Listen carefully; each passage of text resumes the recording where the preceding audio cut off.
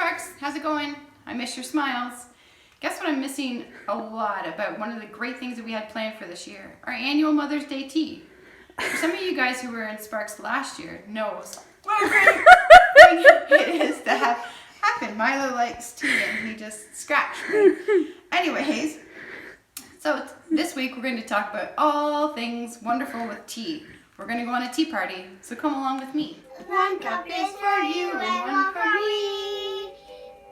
Tea time is my favorite time to share with all my friends. And tomorrow we'll have tea again. You could come down and have tea in your playroom. The best part is, cleanup is a breeze. Brooklyn, pour yourself a tea. I'm going to have one of these nice treats. Or Sparks, you can fancy yourself up and have a little spot of tea. Remember, fingers up.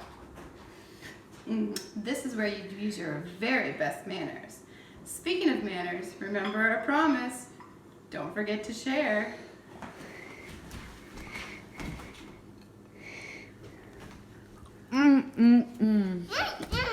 Hello bookworms! Today we're going to be reading a book called Daddy Lion's Tea Party.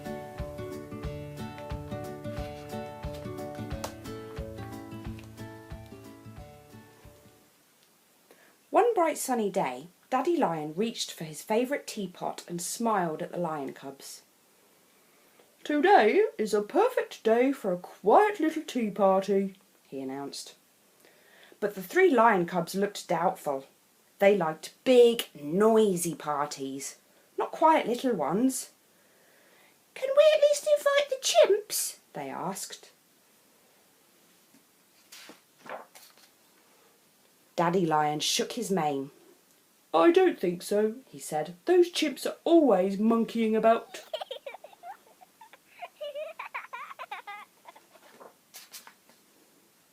"But how about the pot-bellied pigs and Rhino?" asked the cubs. "Can they come, please, please, pretty please?" "Not today," said Daddy Lion. "The pot-bellied pigs always hog the cream buns. And Rhino never stops charging about."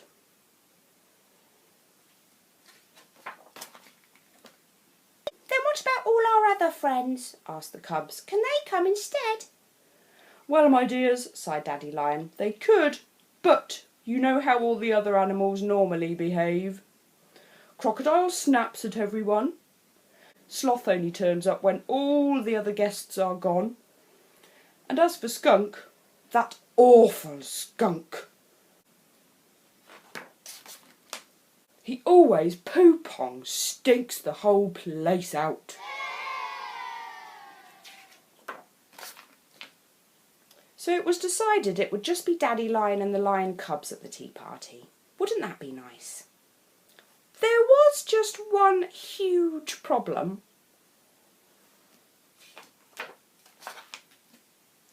Elephant, who was all ears, had overheard the whole thing. "Psst," he whispered. "Did you know Daddy Lion is having a tea party and none of us are invited?" But Ostrich, for obvious reasons, was only half listening. So when she shook the sand from her ears, she told the parrots, who were all talk, what she thought and what she heard the elephant say.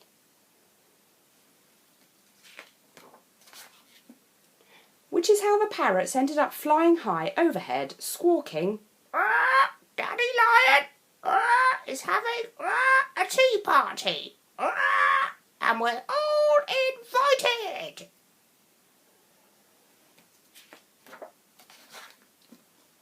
And which is why, just as Daddy Lion lifted his favourite china teacup daintily to his lips, the lion cubs let out a mighty cheer. Yippee! For there stood all the animals ready to join the fun. "Well," said Daddy Lion, "now you're here you might as well all sit down. But remember, this is a quiet little tea party, so best behaviour please." So down they sat as nicely and politely as they possibly could, and no one hogged the buns or monkeyed about. But just when the lion cubs thought things were a little too quiet, Ostrich nudged Daddy Lion. "Psst," she said. Look, everyone is staring at us. And for a moment, everyone froze.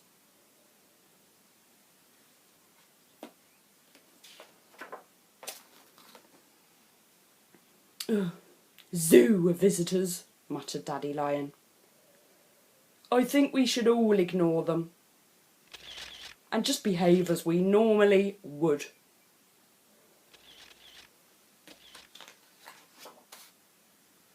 Which is how Daddy Lion's party finally turned into a rip-roaring, poo-pong, stinking, big, noisy, wild success.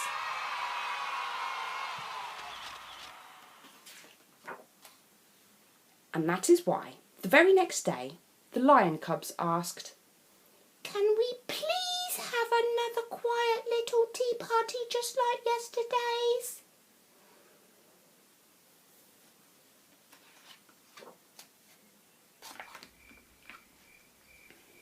"Oh look, and there's the sloth, turned up late as usual."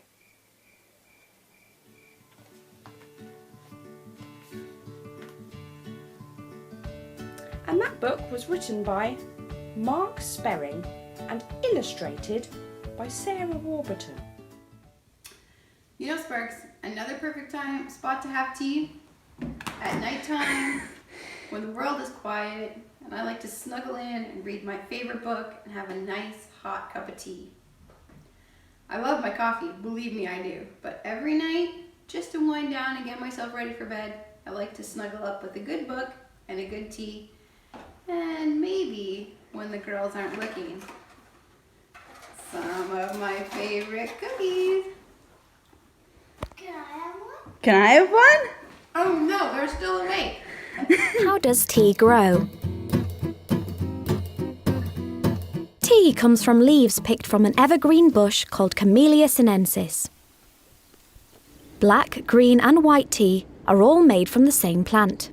The different colours and flavours depend on the climate and location that the tea is grown in, and then also in the way the tea is processed. Tea grows best when the climate is warm and there's plenty of rain. A lot of tea is grown in Kenya. In fact, after China and India, Kenya is the third biggest tea producer in the world. This is where 3/4 of the tea we drink in the UK comes from. A tea plant starts life as a seed or as a cutting taken from the parent plant. On this plantation in Kenya, they usually use cuttings. The small plants are protected from sunlight and pests inside this polytunnel. This is where they will grow for 10 months until they are 60 centimetres tall and ready to be planted in the main fields. After 3 years, the bush is mature enough and they begin picking the tea. In Kenya, tea is harvested all year round. They only pick the 2 newest leaves and the bud. Because almost all tea is picked by hand, the tea bush is kept at waist height so it's easier for the workers to reach. New leaves are picked from the bush every 7 to 15 days.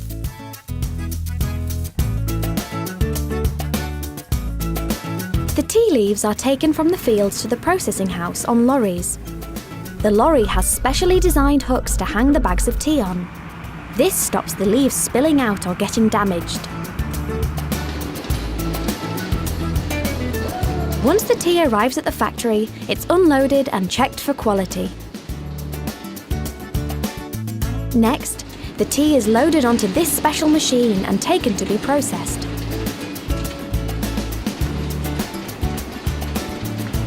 First, the tea is dried. This process is called withering. They wither the tea by blowing warm air over the leaves.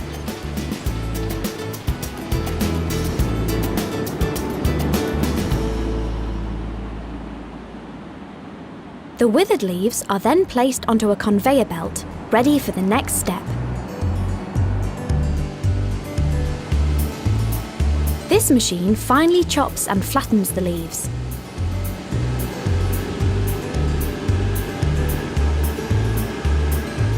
Then a process called oxidation starts.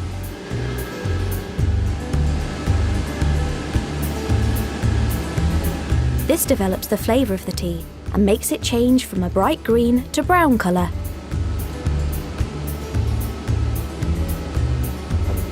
Now the tea needs to be dried out completely. This oven is warmed up to 180 degrees Celsius for 30 minutes, and the water content reduces from 86% to 3%. It takes 4 kilograms of fresh leaves to make just 1 kilogram of dried tea leaves. The dried tea is now graded in this machine. Each sieve is a different size, so it collects the largest leaves at the top and the smallest ones at the bottom. The larger leaves are used for loose leaf tea. The smaller ones will go into tea bags. Once the tea has been processed, it is loaded into 60 to 70 kilogram tea sacks. They are lined with silver foil to protect the tea from absorbing moisture. Then they are shipped from Mombasa in Kenya to Liverpool, ready to be made into tea bags.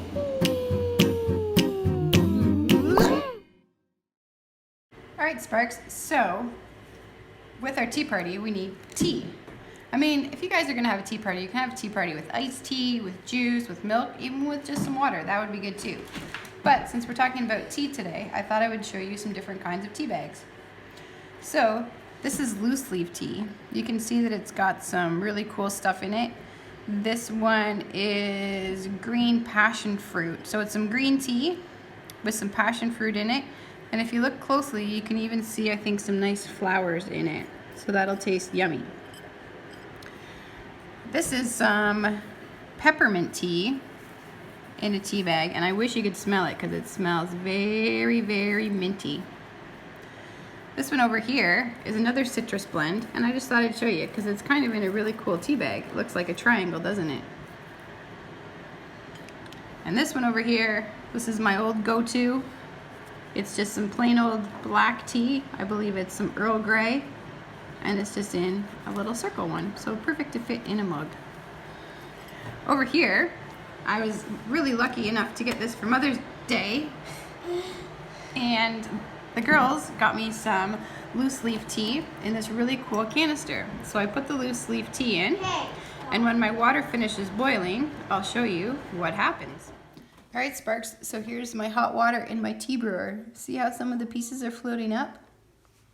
Then you put it on here. It drains into your cup. See, there it is going down. Look at all those pieces of fruit and stuff. It's pink because there's beetroot in it. Beetroot's very healthy for you. See? Now let's have a taste. It's hot, but it's delicious. All right, Sparks. So again, I'm missing having our Mother's Day tea with you, but I do encourage you this week to take time to make tea for somebody, whether it's for your brothers and sisters, or your mom or dad, or maybe even one of your very best friends, even if they don't say much. All right, Sparks, I hope you have a great week, and I can't wait to see what Clover has in store next week for us to learn. Pinkies up!